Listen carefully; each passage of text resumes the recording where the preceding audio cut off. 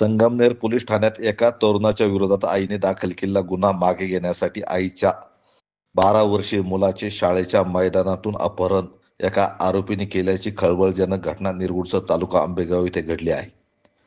या प्रकरणी मुलाचे अपहरण करणारा राजू जंबूकर वय 26 राहणार गुलेवाडी तालुका संगमनेर जिल्हा अहिल्यानगर यांच्यावर पारगाव पोलीस ठाण्यात अपहरणाचा गुन्हा दाखल करण्यात आला आहे. याबाबत अपहरण झालेल्या आयर्नचे वडील विक्रम गोरक्षनाथ चव्हाण राहणार निरगुडसर तालुका आंबेगाव यांनी बुधवार दिनांक 5:15 वाजता पारगाव पोलीस ठाण्यात दिलेल्या फिर्यादीत म्हटले आहे की माझी पत्नी अर्चना हिने एका प्रकरणाबाबत आरोपी राजू जंबूकर यांच्यावर संगमनेर पोलीस ठाण्यात गुन्हा दाखल केला आहे.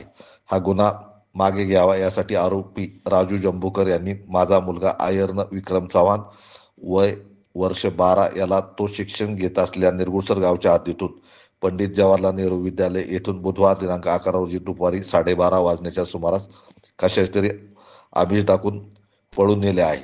आयर्न हा इयत्ता 5वीत शिक्षण घेत असून त्याला शाळेतून पळून नेल्याने परिसरात भीतीचे वातावरण पसरले आहे.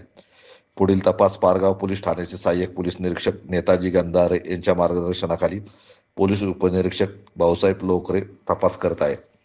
अपहरण झालेल्या मुलाचे नाव व वर्णन: आयर्न विक्रम चव्हाण वय 12 वर्ष, बांधा सडपातळ, रंगाने गोरा, उंची 4 फूट, केस लहान, काळे अंगात, शाळेचा युनिफॉर्म, निळ्या रंगाची पॅन्ट व पांढऱ्या रंगाचा व त्यावर निळ्या रंगाच्या चौकटी असलेला हाफ बायाचा शर्ट, पायात प्लास्टिकचे सँडल, शिक्षण इयत्ता 5वी, मराठी भाषा बोलतो.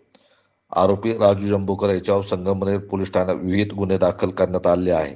त्याला पकडण्यासाठी पारगाव पोलीस ठाणे आणि LCBची पथके मागावर आहेत. लवकरच आरोपीला अटक केली जाईल अशी माहिती पारगाव पोलीस ठाण्याचे सहाय्यक पोलीस निरीक्षक नेताजी गंधारे यांनी दिली.